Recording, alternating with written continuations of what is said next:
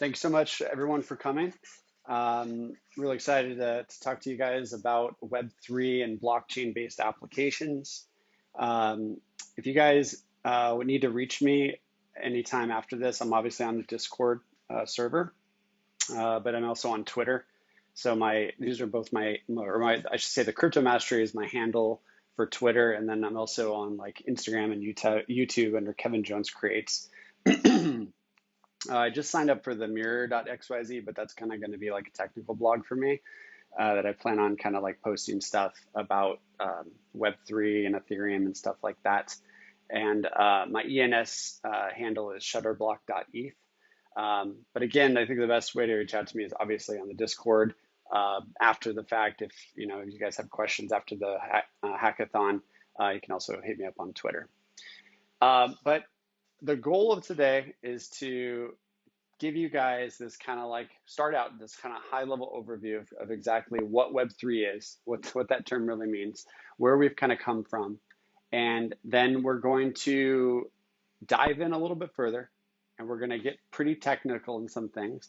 But I don't want you to feel like anything that we're going to be talking about you need to completely understand. It's really, this first presentation is to try to give you at least a base understanding of kind of how Web3 works, how the ecosystem works for programming on Ethereum. And some of this might be stuff you guys know, some of this might be completely out of the ballpark. All this stuff is available for researching, but these core terms that I'm going to be talking about are kind of the building blocks for what you need to know to get involved in the Web3 movement, specifically around Ethereum. But my goal at the end of this is for you to land smoothly on your feet and be able to be awesome like Boba Fett and build some awesome distributed applications. The first question is, like, how did we get to Web 3.0, right? What happened along the way, and why is kind of Web3 such a big deal right now? And so I think in order to answer that question, we have to know like where we came from, right? We have to know where the internet really started, what Web 1.0 looks like, what Web 2.0 looks like, and what Web 3.0 looks like. It's definitely a progression that's happened over a long period of time. And so you can think of Web 1.0 as kind of this very basic early stages of the internet, right? The entire concept was that you were broadcasting information from a website. Most of the time you were serving files from like a static disk on your hard drive. Maybe it was you were running it from your office, or maybe you did run it on a server, but it wasn't like you were running it on Amazon Web Services. You weren't running it on Google or anything like that.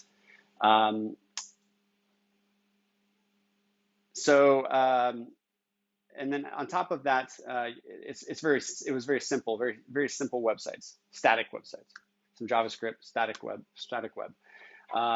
There was pretty much just barely, or it was mainly bare metal servers. There wasn't a lot of virtualization. Everything was kind of being developed on servers. And then, things have changed, right? So over the years, the internet has gotten more complex, and apps, or I should say websites, turned into applications. Applications turned into having multiple depth where they would have an API. You also had databases that would be used to store information as opposed to just serving static content. You needed to be able to update data. You weren't using just standard disks. You were using network storage. And the concept of distributed systems was really adopted, right? Infrastructure expanded, things got bigger, they got more complicated. Cloud providers came into play, virtualization came into play, containers, so things like Kubernetes that you see now that people are building applications on. And everything went from being very static to very dynamic. Information flowed between the site and the user and back and forth. And data became like it was kind of like the data-driven web. That's where we're at now. It's like everything is about data, right? And the more protocols that were built on top of that, it got more and more and more complex. It was also the birth of APIs, as I mentioned. This enabled huge steps in innovation for business to business because people could publish their APIs, publish their data, and people could, other websites could consume that data. And also fun stuff like, blogging and podcasting and social media, right? Stuff we see like Instagram and TikTok and all that cool stuff wouldn't be possible without what Web 2.0 is. Users became clients. So it was more about all of these devices, clients or devices. So phones, laptops, iPads, right? I think we get the concept. Things got more complex. But we're not here to talk about Web 1 and we're not talking about Web 2. We're talking about Web 3. So Web 3 is this completely different concept where we want everything to be decentralized. So the concept is that we want to avoid relying on static services. We want to use blockchain technology, right? And we want to make distributed applications, so dApps instead of apps. And the idea is that you still have the concept of a server, except for in this case, we call them nodes. And dApps, well, users interact with dApps, and dApps connect to these nodes, these blockchain nodes, or providers either provide these nodes as a service or provide APIs or interfaces or SDKs that connect to these nodes, right? Users or clients, I should say, or typically users, we'll say users, interact with the blockchain using cryptography. So in other words, they use wallets which manage their keys, their cryptographic keys, public and private keys. And all of the application logic is actually stored in what's called smart contracts. So this idea and this concept of smart contracts is that the code is the law. And when you deploy a smart contract, it's kind of like this application that's running on the blockchain that cannot be stopped. If it's properly created, it's literally this kind of like contract that its code is built into it. And the code is law. And so whatever special instructions that are in that smart contract cannot be altered unless they're somehow hacked or you're following the proper guidelines for that smart contract.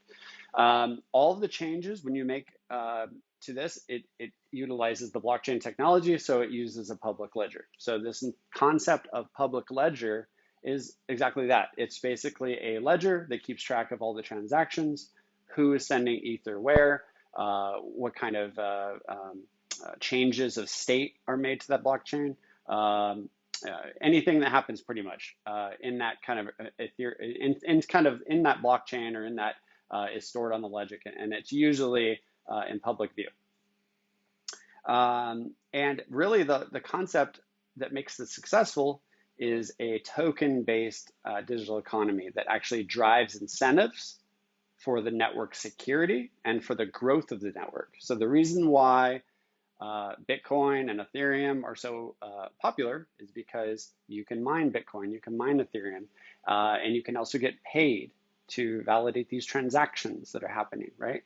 So that's what kind of keeps the security and the growth of Web3 kind of growing and building as being so popular.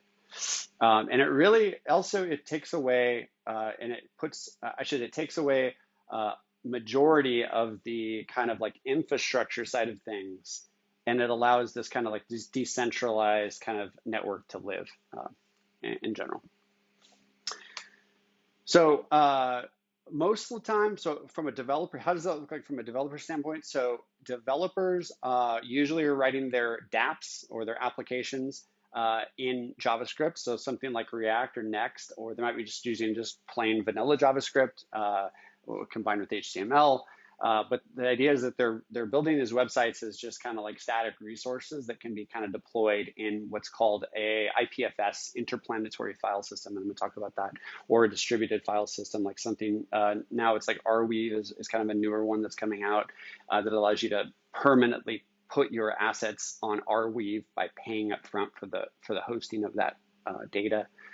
And then the smart contracts, which is the code that is stored on the public ledger on the verified blocks, are all self-executing. So in other words, like I said, whatever happens in that contract is supposed to just execute by itself. And all logic is handled within the confines of that contract. And it removes the need for an intermediary. So you don't have to worry about, the bank being in the middle, or AWS being in the middle, or Google Cloud being in the middle. It allows you to send value from peer to peer, interact on the blockchain as if there is no intermediary. Everything's powered by that. And then it also allows that these smart contracts can act as a bank. So they can actually store value. And I'm going to talk about that and show what that looks like in my next workshop. These smart contracts are mostly written in Solidity. So Solidity is kind of like a popular programming language. It's the most popular programming language specifically for writing on Ethereum. And this Solidity code allows you to, we're going to get into that, but allows you to kind of write your rules around this kind of Solidity code. Again, the dApps are usually interact with the smart contract with JavaScript API libraries such as Web3.js or ethers.js. And a lot of these providers that I talked about either provide an API to be able to do interacting, or they might provide an SDK, or they might also provide Ethereum node as a service, okay? So again, developers build their app, their dApp, deploy it on usually on like IPFS or distributed file system, then they write their smart contract and deploy that on the Ethereum virtual machine, which we're gonna get into a second here. And then as you publish your contract, you send it in and it gets verified and validated, people start to validate it and build on top of it. And that's where the concept of the blockchain comes in, right? Is all of the blocks are chained together in this kind of repetitious blockchain. Quick note about IPFS. The concept is it is also kind of based on like blockchain technology in the sense that it's based on distributed file system. So the idea is that you have all these IPFS nodes and people are incentivized to run an IPFS node and do what's called pinning, where you can actually store data on that server and provide your hard drive kind of as a resource. And there's different reasons why you would use IPFS versus something like Arweave. Arweave, you're guaranteed that the file or the data that you're trying to store on that IPFS is permanent. There's also pinning services that allow you to pin permanently. There's one called Pinata. There's another one called Fleek. There's these services that allow you to do permanent storage with IPFS, but Arweave is kind of like the new thing. So you guys might want to check that out if you're looking to do something a little bit more reliable. But IPFS works. Developers can basically interact with IPFS over a CLI. They can post their data into IPFS, and then they can get back a hash. And the whole concept is that it's a content based on addressing of the hash rather than the location of the file. So it's basically, if you're not familiar with the hash, all the hash is it's a very unique like fingerprint for that file. So in this case, this developer posted some data to the IPFS network. The IPFS hashed it, fingerprinted it, and gave back a unique hash, and then distributed that file system. We're going to show what that looks like in a second here. Let's just say the picture was of a very cute cat. This is kind of what you would see. You would see like this cat, but IPFS would not see that. It would see the raw data. It would get the ones and zeros, the binary data. It would take that and it would do what's called digesting of it. But essentially, it's going to run a hash function to produce a digest. What's that? Nice screenshot, is that what you said? Sorry, didn't catch that. If you have a question, go ahead and type it in chat and then I can answer it after. And so the idea is that again, the resource gets fingerprinted and then turned into a CID. And the CID is what is used to be able to locate that that data on the IPFS network. It actually is a little more complicated. This is actually what it looks like. It actually is chunked. So if you have a 1 megabyte picture of a cat, it's actually going to chunk it down into like 256 bits of chunks and then individually digest and hash each of those chunks and then distribute that across the cluster in kind of different locations. And then when people come in and want to request that particular asset, they might request it over HTTP, and they would request it through what's called an IPFS gateway. And the IPFS gateway would go out to the requesting node and say, hey, I don't know where this file is. Can you help me find it? And it would just kind of like broadcast that on the IPFS network. And then the IPFS network would all respond with the location of the file, and then it would reconstruct and send that file to the user. So it's really a cool way to do distributed files pictures, static assets of your website. And that's why people choose to do that, to serve their dApps there. So I talked briefly about Solidity. Solidity is, again, the most popular smart contract code that you can pretty much write on. There's also a Viper. There's also some other different smart contract platforms, but Solidity is kind of the most popular, and it's what's recommended for Ethereum. It can get a little confusing, but it is also is a very basic programming language, and it is very easy to learn. And pretty much everything in my session later is all going to be about a Solidity.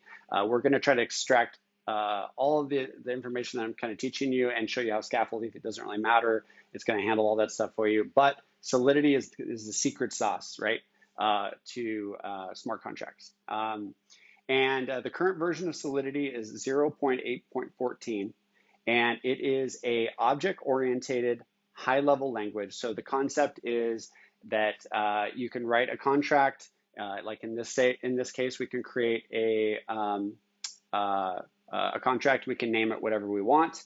We can also define a variable. So in this case, we're defining a uint 256, you can see on the right, and we're naming it B. And then we can create functions inside of that smart contract. It is recommended also for you to put a license in the top of your Solidity files. You'll get a small error that if you don't have a license, it's not necessary. So this is like the very, very minimalist smart contract that you can see. Again, it's statically typed, curly braces. One thing I will say about this is optimization of the smart contract is key. You don't want to be you basically want to write as little amount of code as possible. And I'm going to get into that in a little bit, but the concept is that everything that you run through the Ethereum virtual machine requires gas. And the more data that you're processing through the smart contract, the more expensive it will be for you to execute that contract on the virtual machine. Because you do have to pay for all of the processing power, storage, just to send messages on the Ethereum network, you need to pay up front. But after you write your contract and you compile it down, it becomes what's called the bytecode. Okay, so you have the smart contract, this is the source, you write your source code, you compile it down into bytecode. And in order to read that from like your application, you need what's called an ABI. And it's an application binary interface. All that is basically it's a way for you to read the contract, read the calls, read data from the transactions, and really understand that lower level programming language. So this is kind of what that looks like. You have the source code. This is an actual real example where we have the source code on the left for like a very, very simple kind of project that we've done, where it's just basically I have a constructor in here which sets a Boolean. I have I declare a variable name, and then I just set the variable name in a certain function to 2.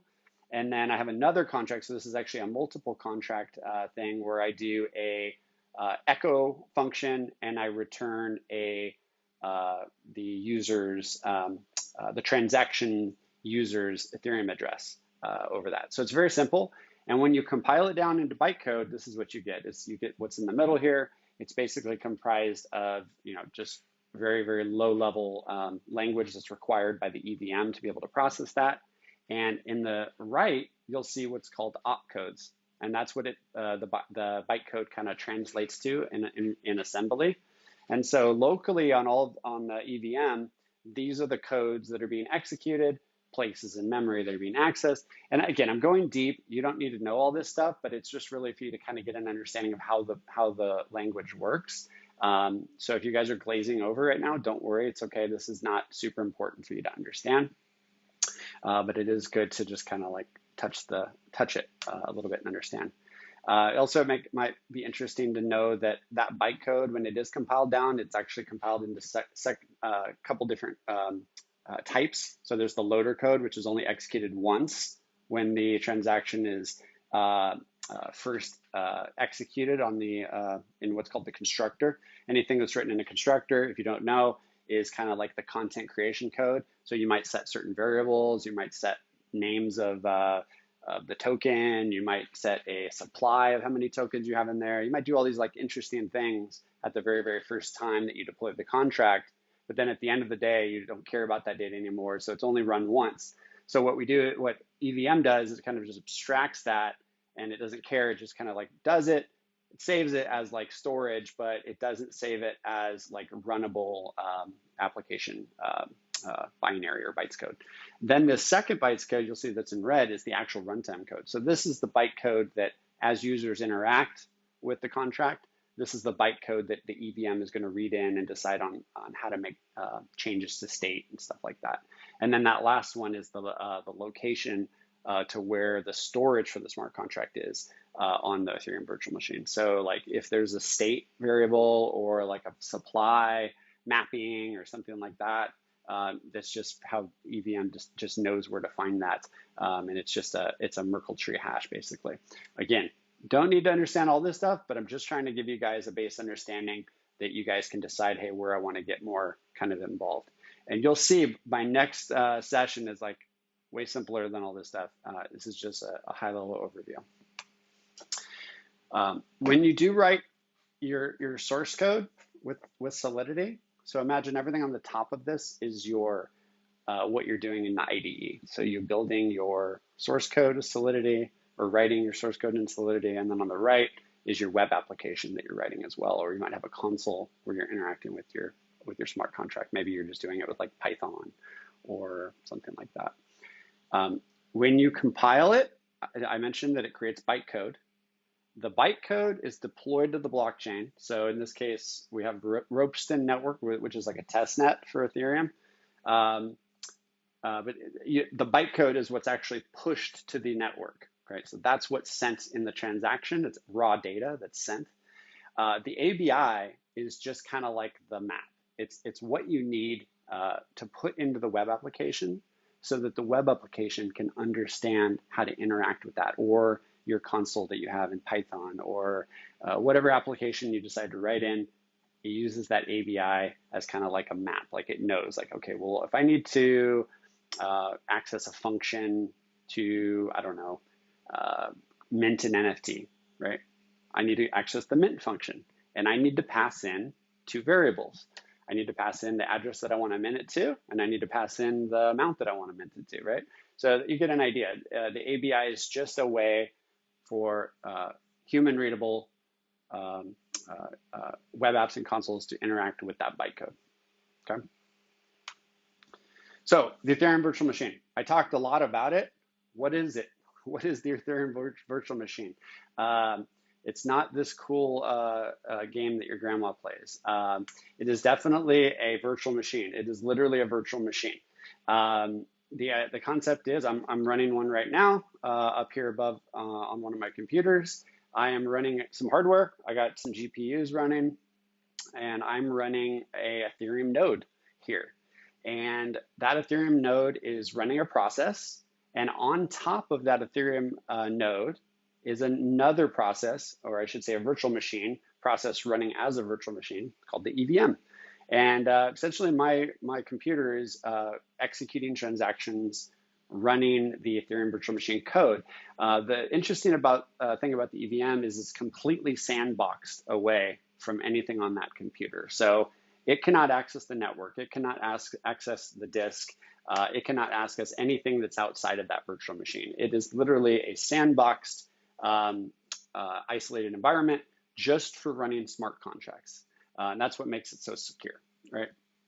And then all the code that is executed that I talked about in the smart contracts is pushed to the virtual machine and executed inside of that virtual machine. Again, don't need to get too much into this, but the concept is that everything pretty much that runs in that virtual machine, aside from the account storage, is all volatile and essentially destructed. So you can think of any kind of, like, let's say you have a smart contract that keeps track of the balances for a particular address that is interacting with it. That would be a mapping, and that would be storage, and that would be stored on the Ethereum virtual machine permanently. So you would need to pay some gas up front to be able to store that on the Ethereum virtual machine. But if you were doing just like a mathematical calculation in your smart contract, like you just wanted to say, okay, well, what is 2 times 5, right? It's 10. And then you want to make a decision in the contract based on the value of those two numbers. Like if it's equal to 10, then run another function. After that's all done, that's going to all be thrown away, right? That's common computer knowledge. But that's important to understand with EVM is that everything is kind of like throwaway kind of thing. It's using a state type of stack, which allows you to throw memory in, take memory out, make decisions on what's going on with the memory and the values of the memory. And it's all doing that by counting those opcodes and processing those opcodes, and then based off gas. So you need to be able to pay up front. So you saw earlier where I showed all the opcodes. Each opcode has a certain number of gas that's required to run it. And then every single action that you take on the Ethereum network also requires a certain level of gas. And I'm going to get into gas again in a second.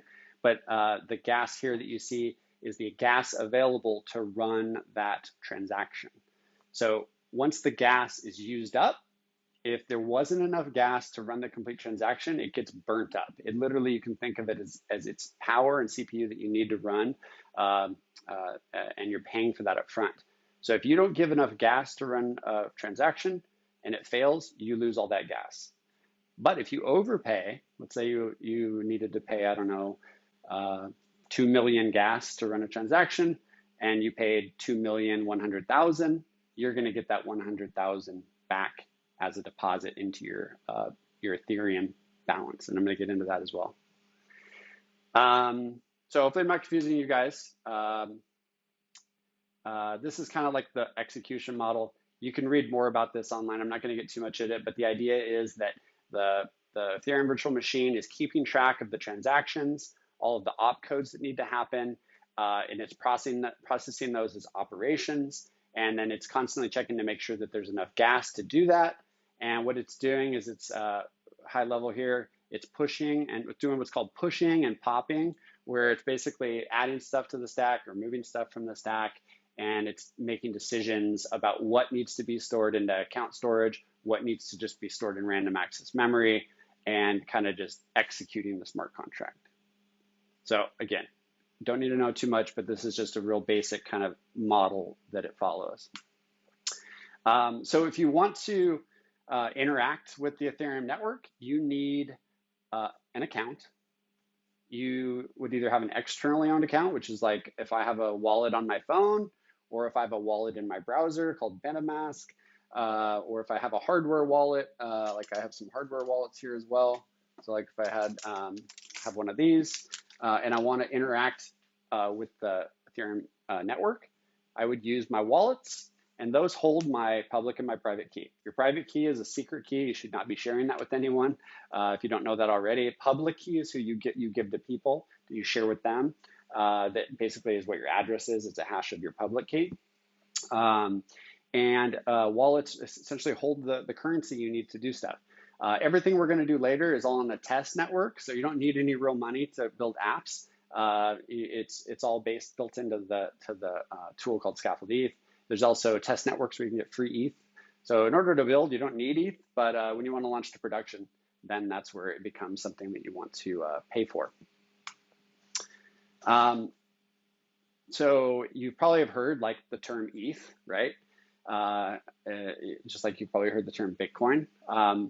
But it's important. I always like to show people the value of what's called Wei and the value of what's called Ether. So when you, if you want to go on your phone and you actually want to buy some real Ether, right? You go to like an exchange or something and you type in how much you want to buy and you pay US dollars for what it's worth on a market.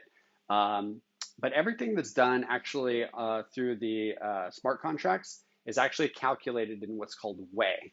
Wei is I should say it's the smallest value other than Gwei. It's the smallest value of Ethereum. And it's kind of like the base I guess, common name or the common value exponent that you would use to interact with. And I'm going to show you later, but it's important that you understand how to calculate that. So for every 1 ether, there is 10 to the 18th power way. So that looks like this. So 1 ether is 10 to the 18th power way. And so it's important for you to understand that. So you can Google this in case you need to know. The cool thing is, again, about Scaffold ETH is it has a calculator built in that will calculate it for you. So when you're doing some development testing, and I'll show you what that looks like, you don't really need to know, but it is important to understand that there are different values of these different Ethereum. You can think of them as like, $100 bill, $10 bill, $20 bill, et cetera, coins. It's just these smaller denominations, right? I talked about accounts. So, if you have a wallet and you are the owner of the wallet, or you have a wallet on your browser, like MetaMask, you have a private and a public key. All externally owned accounts have a private and a public key. And what happens is the hash of the public key essentially gives you an address. It's a 160-bit address, and that is your Ethereum address. So when you generate a wallet for the first time, you're going to get that address, and then it's kind of a long string. You can also get what's called ENS, Ethereum Name Service, for your address if you want to. So if you want to have your own wallet and for production, you can do what's called ENS, and that's where my shutterblock.eth is my ENS name. And that points to my real address. So if you were to send me, I don't know, $1 in Ether, you would send it to shutterblock.eth, and that would kind of translate to my address so that you don't have to like tell someone this long string. It's important to know that contracts, like when you deploy a smart contract, they don't have a private and a public key because they're executing as law, as code is law, essentially. All they have is the owner of the actual person that started that contract. So they know who the sender was, essentially, and they have a nonce. And based on the sender and the nonce, an address is generated. And so they do have an Ethereum address. So again, you can send a smart contract value. So if you want to store value on it, but you need to make sure that if you're sending value to that contract, that you've put in some mechanism for you to withdraw it later. And we're going to get into that later on my next session on how you do that. Again, externally owned accounts, they don't have, so they have an address. As far as in the Ethereum virtual machine, we keep track of the balance of those, and basically the nonce, which is like the transaction number. And then, but the contract accounts, which are the actual smart contracts, they have additional values that allow them to store data and to store the code for their smart contract on the Ethereum virtual machine. So you couldn't have a wallet here and like write some kind of smart contract and like somehow send it to the Ethereum virtual machine. That's not the way it works. You would literally publish a smart contract that sets you as the owner. So you're kind of like linked to that contract by means of public key cryptography, which is asymmetric cryptography. So you're actually talking to that contract and interacting with that. And then the contract is acting on your behalf and doing things based on your transactions to store data or to make these decisions in the smart contract code. And I'm not paying attention to chat, so if you guys are asking questions, maybe I'll try to finish up in the next 10 minutes. Let's see if I can do that, and then we can see if you guys have questions. So there's a bunch of wallets available. If you want to do it in your browser, you can download MetaMask. There's Rainbow Wallet for the phone, which I like using. It's pretty cool. There's also Coinbase and Trust Wallet. I would probably stick to like, later on, we're not even going to use a wallet. Actually, we're just going to use what's called burner wallets, which are in Scaffold ETH. But if you want to do something, I would just use MetaMask for right now. If you want to have a wallet, just because it's really popular and it's in your browser. So if you're editing and running tests and stuff like that, you can use MetaMask. I want to talk quickly about consensus. So we talked a lot about the Ethereum virtual machine and this concept of nodes, but I guess the biggest thing to understand and people don't always get is how do all of these nodes agree on what is kind of like truth and what is not truth. And this is where consensus is, the consensus algorithm is used, is very important. And what's powerful about like Bitcoin and Ethereum is because they have this way of agreeing based on an algorithm. So what is that? So if if I'm a user and I want to send some money, or if I want to publish a smart contract, I'm going to create what's called as a transaction. So I'm going to use my key, send some code, and I'm going to package up my transaction, or maybe there's going to be a bunch of different transactions in that same package as a block. So it's not usually, you wouldn't just have one transaction in a block. You might get hundreds of thousands, or I don't even know how many are in one single block, but a lot into this block. And then what happens is these blocks get sent to the network, and all the nodes in the network are made aware of them. And that's basically immediately after they get them, they start the consensus algorithm, whatever it is that they need to do. So usually that is proof of work. There's also this concept of proof of stake, which I'm not really going to talk much about proof of stake because everything we're going to be doing is proof of work.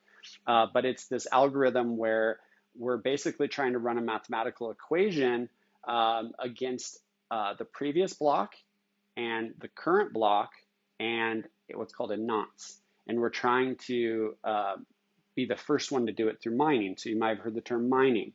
And then once everyone agrees that hey, this guy over here, this miner, was able to successfully solve this mathematical equation and he's got a valid block, the block gets added to the chain.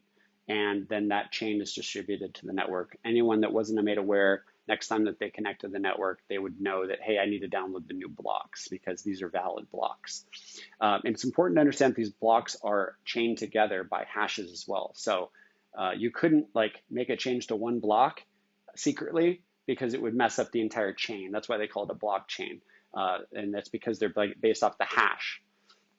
So again, just to revitalize this. So if I'm making a transaction, I make a transaction, maybe it's to deploy a smart contract, maybe it's just to interact with a smart contract, maybe it's just to send my friend $10 in Ether, it could be whatever. I send a transaction, the miners get made aware of the transaction, I pay the gas that is required, I pay for the transaction fee or whatever is needed, and a block is created. Immediately, all of the miners try to solve the block by doing the puzzle. And then they do the proof of work, which is basically this idea, and I'm going to show you in a second. It's basically a hash of the previous block, the new block, and a nonce. And the first one that gets it broadcasts that they have it, and it's verified by the miners. So they basically verify it. Because the minute it's found, you can quickly do it, and then you'll know the answer, whether it's valid or not. It's kind of a guessing game. And then that starts over. And so this is this constant loop of proof of work. So the proof of work is the idea where you have this, your last block that's successful and validated already, and we know it's valid. We hash that. And then we take the new block of transactions, we hash that. I should say we take all three of those things and hash them together.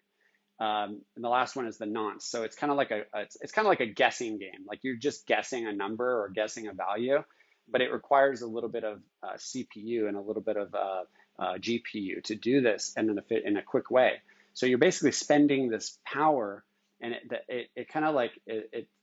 that's what's enforcing the network, is because you're putting in all this work to try to guess the answer, and you're competing for that. And if you get it, you get rewarded. So it's kind of like this rewarding mechanism for enforcing the security of the network. And that's how you see, if you'll see this string on the bottom, you'll see all the zeros. That's the difficulty that it took to figure out what this nonce was, to figure out what this hash was, and to be successful. And so the idea was that this miner was trying to read, I don't know how many zeros that is. Let's just say it's, I don't know, 20. No, not even that, probably like 16 zeros. And once he got to 16, it was successful. He sent that to all the other miners, and then they said, yep, you're right, that one's correct. So that's where this concept of proof of work comes in. So again, why do we need gas? So this concept of gas is like kind of confusing, but I think I barely touched on it, but I said that, hey, every single opcode that you need to run on the Ethereum network requires a certain amount of gas.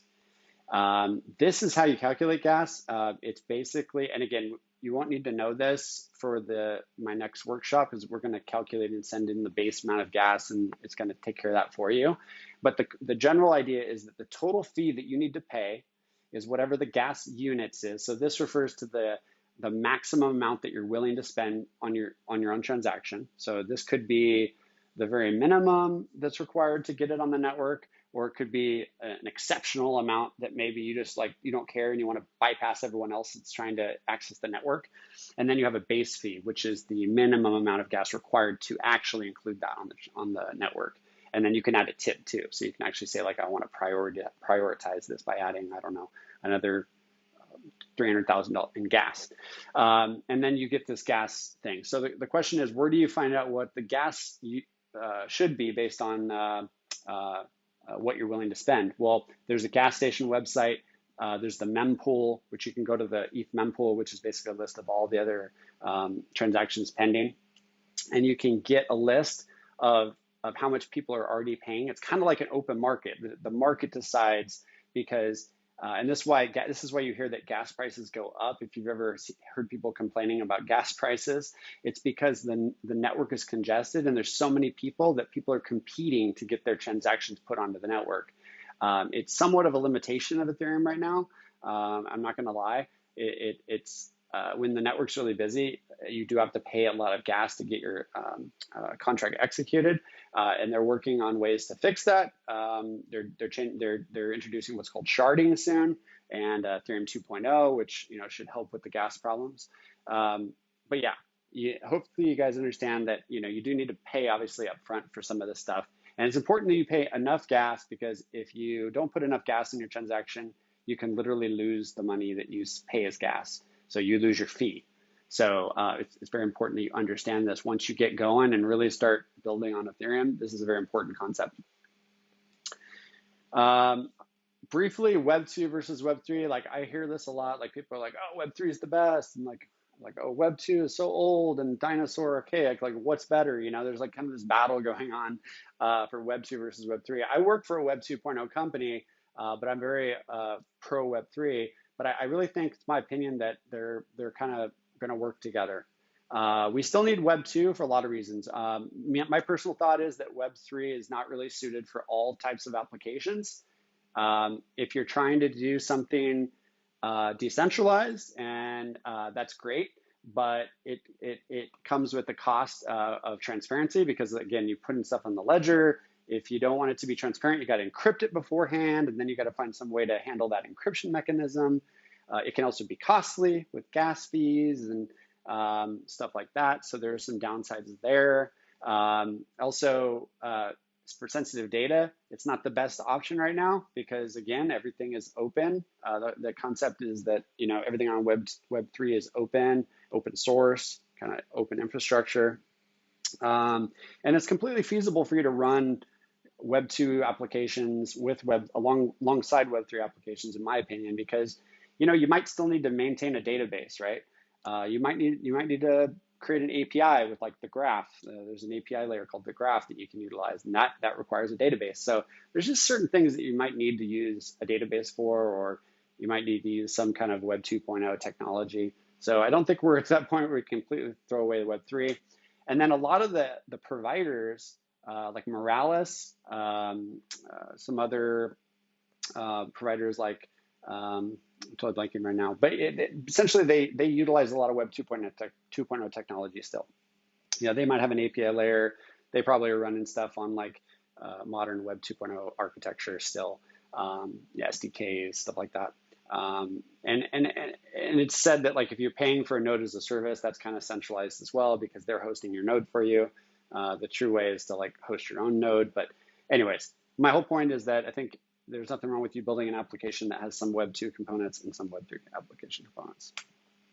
So this all seems very confusing. I thought it was going to be quick and easy, which is the title of my next talk.